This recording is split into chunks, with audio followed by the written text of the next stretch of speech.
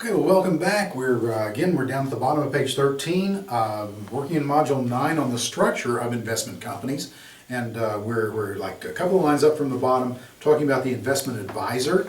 Investment advisor actually does the managing of the management company, and therefore they're paid the management fee. So management fee is not in this mix with regard to the sales charge. In fact, there's one thing that we'll need to know, which is who pays what. Now, let's face it, there's no free lunch. And in the bottom line, everything's going to come out of the investor's pocket. That's who's going to pay. That's not what the test is asking. Okay? When it gets to that point, we'll see that the test is actually asking who cuts the check. Okay? Bob pays it, but who cuts the check? All right, so we'll get there. But the investment advisor is paid the management fee and is paid by the fund itself. All right, which makes sense because the fund is in fact getting managed, and so the fund assets are the ones that are going to be used to pay the manager. The custodian bank, that's another term that we've got. A custodian bank, I tell you what, I've got incoming on there, and so anything that's incoming, we're going to find out that involves the custodian bank. Let's see why. Okay. May I use a little misspelling here? Y'all mind? No. Okay, all right. So I'm going to say that we've got the custodian bank. Custodian will keep stuff and perform clerical functions.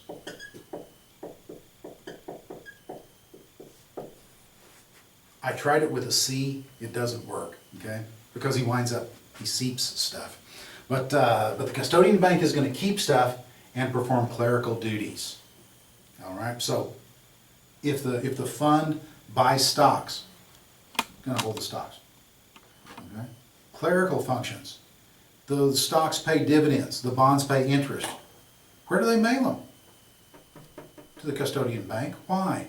Because the custodian bank has the stuff and is able to say, okay, we've got this many shares times that much per share. This check ought to be for that much. Sure enough, there we go. Okay, that's good.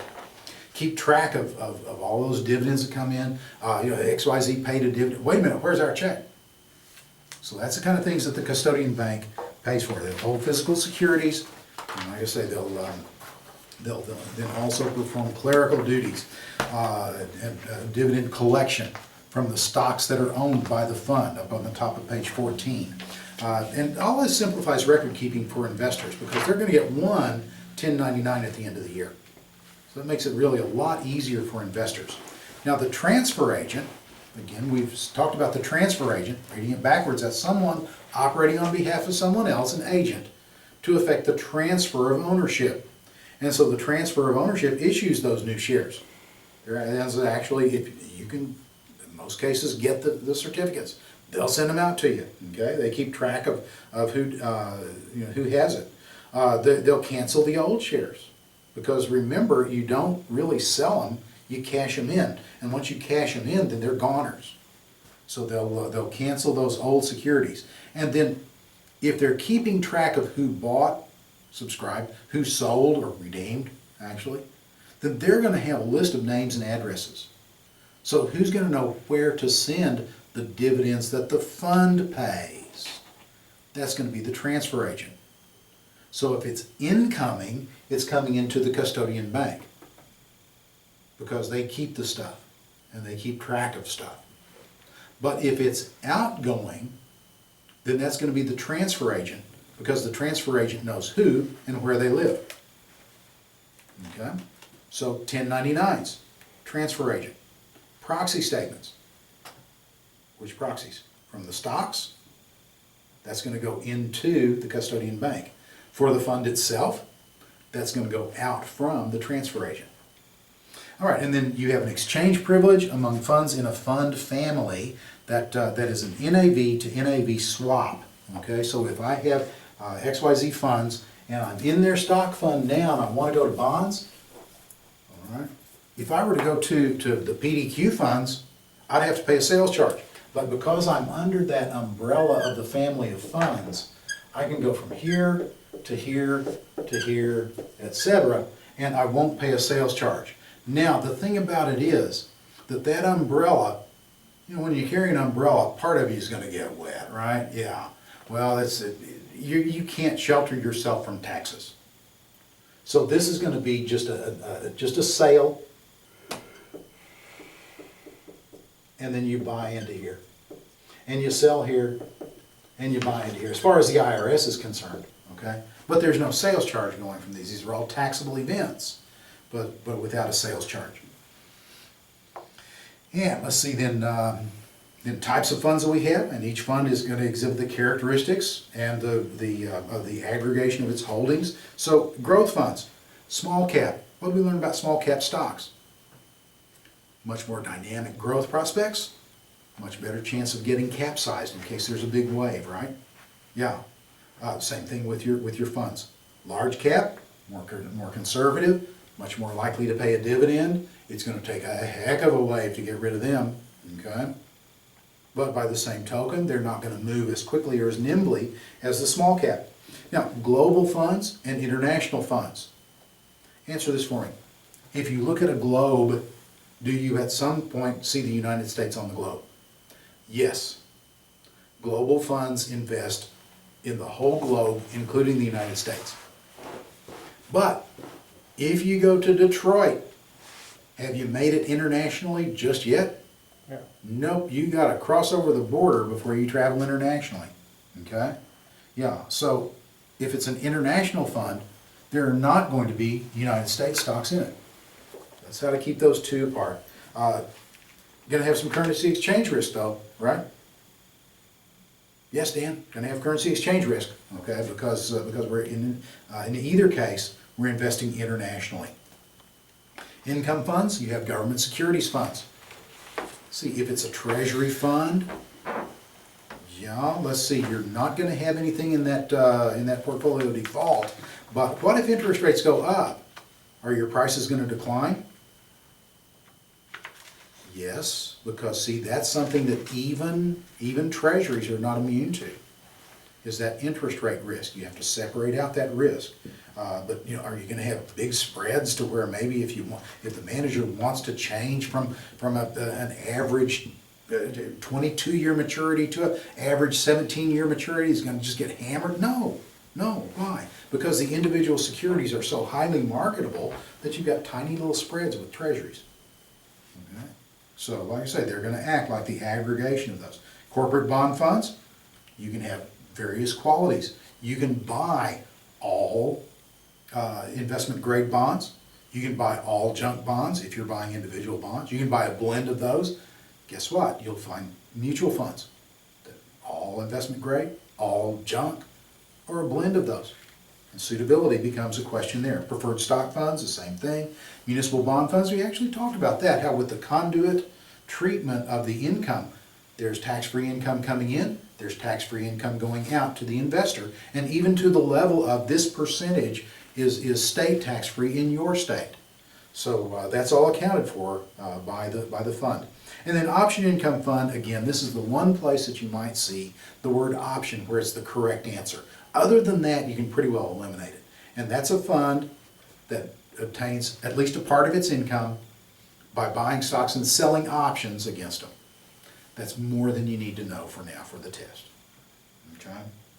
Money market funds, another type of fund. A money market fund invests in, surprise, surprise, money market instruments, which are very safe, very liquid, very short term. In fact, the average maturity in money market funds is generally measured in days. So it has a constant $1 net asset value. And let's put those first two bullet points together. Dividends are declared daily and paid monthly. From a distance, this is what the graph of a money market fund looks like as far as a price chart. You got $1, there it is. Okay, that's what it looks like from a distance. But let's go up real close and let's see what we really have. We really have that they earn some money today and then they go ex-dividend tonight. And then they earn some more money tomorrow and they go ex-dividend tomorrow night. And they go, and again, and again, and again. And every day, what are they doing? They're taking their accumulated earnings from that day and they're going ex-dividend, so it takes them back to $1. Constant $1 net asset value. Now the thing about it is that now they've got some fancy computer programs that takes care of it for you. But when I first got into the business, man, I tell you what, it was a pain in the neck. It really was. Because invariably what would happen is that the customer would want a full liquidation right there. Okay? Well, right here, there'd be $2.27 that'd show up in their account. Why? Because all of those little spikes, those all added up to $2.27. And I have to go back in and liquidate it again. Because why? They declare it on a daily basis, but they only pay it on a monthly basis. And when it pays, then, like I say, that was way back before people got clever enough to program the computers to where to take care of that automatically. So in any event, there's our money market funds. You generally will have a check writing feature. Man, I tell you what, there's a couple of terms you can match up. Check writing, money market funds. Now, do the research on me and you'll find that a lot of funds that invest in a lot of things offer check writing privileges. Not in the testing center. In the testing center, they're saying which is most likely to offer check writing privileges. Money market funds. Money market funds. Okay? Safety and liquidity. Matilda's going to buy a house in 6 months. She's got a ton of money. What does she need? Safety and liquidity. She needs a money market fund. I'll almost guarantee you'll see that. And by definition, money market funds are no load. So there's no sales charge going in, going out. All right, you also have a growth and income fund and a balanced fund, which really sound pretty much alike, okay?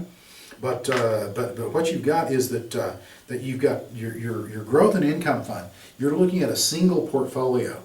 And you look at that single portfolio and you say, you know, everything in there has it's a pretty decent growth prospects. I mean, I could see it going up. You know? And oh, by the way, the dividends that come off of it's pretty good. And maybe we've got some convertibles in there too. You know, underlying stocks look pretty decent and pretty decent interest on them or preferred dividend. So, you know, decent plus decent equals good. That's a growth and income fund. A balanced fund, though, think of the scales of justice. Okay? What we do is that we buy a certain percentage in growth investments and a certain percentage in income producers. And what happens then is that if the income producers start to outperform, we get a little bit heavy in those, we're going to take the new purchases and we're going to buy the growth stuff and balance it back out. Or if the growth investments do well, start to get a little bit heavy over here on the growth side, we'll take that money and put it onto the income side, and we'll keep it in a balance between the two. So you have, like I say, the growth and income, just one portfolio that does both. The balanced fund, you have a growth component and an income component. An index fund, you don't want to, you want to be the ball, okay? You don't want to beat the index. You want to be the index. This associates with a couple of terms, okay, first of all, with passive management style. Okay, I'm perfectly happy to do what the S&P 500 does. I want an index fund. It also matches up with low management fees because they're just not, the S&P 500 just doesn't change all that much. So there's not, and when it does, everybody knows exactly what they're going to do. They're going to sell the stuff that went out. They're going to buy the stuff that goes in. Okay, so that's our index fund, passive management style and low management fees. And then a specialized or a sector fund. Now, I tell you what, when I make the rules, these things are going to make a lot more sense, okay?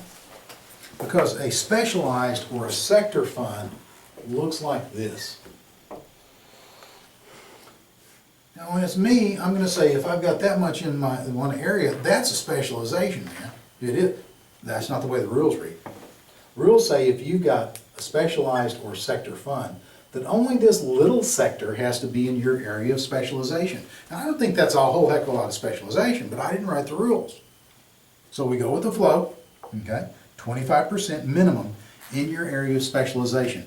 Remember that even though you do just have the 25%, you're not restricted to that. You can have a lot more. And what if this particular area of specialization tanks?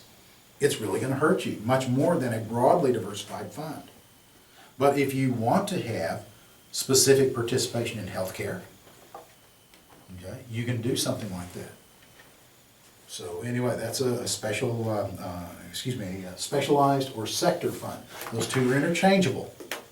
And remember, it's the small sector that has to be devoted to that particular area of specialty. A special situations fund. Special situations would be funds like the one that I described, where they look at companies that once they've gone private in an LBO, leverage buyout, the management of the big company spins out the smaller companies. Then these small companies go private with management that says, yeah, we can do this. Okay, so, and like I say, that's a little special situation fund. At one time, you could actually consider bank mutual funds to have been a special situation fund. Just turnaround funds, what have you. Asset allocation funds, basically what they did, your balanced fund is kind of a watered down version of that. But you know, basically what should happen, rule of thumb is you take 100 minus your age, and that's the percentage that you should be in equities. It's a rule of thumb, you know. So someone who's young should be like bonds and stocks, like so. And then as time passes, they will eventually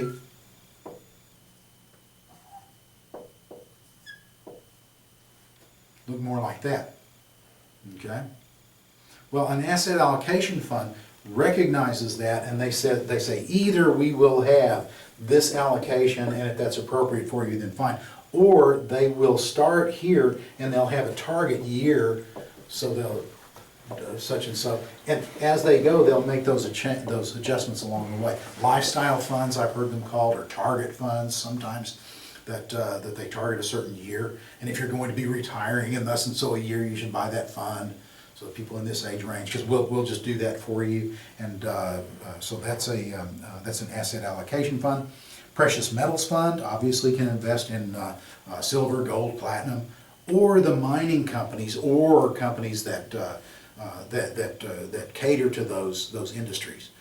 What you want there is that in case things go really, really bad, okay, it's going to give you a hedge against a really bad economy or an economy that just runs away. Okay, and then you also have real estate investment trusts. There's not really a place to put REITs. Okay, you'll need to know what they are, but you'll need to also know what they're not. REITs are not investment companies, they're not management companies, because the majority of their assets have to be in real estate, not in securities. All right, so you cannot have a mutual fund that's also a REIT or vice versa. You're just identifying it, that's it. Now, its function is very similar. It's closed-end management companies, so it looks, walks, talks, and trades just like a stock. Okay, even on the IPO though, you cannot sell them with a Series 6. And then, like I said, it can't be sold by Series 6 reps at all. So just knowing what they are, that's good enough for us, okay? And this looks like a fairly decent little breaking point, so let's go ahead and take our break, and then we'll come back and pick up with the diversified and non-diversified investment companies after the break.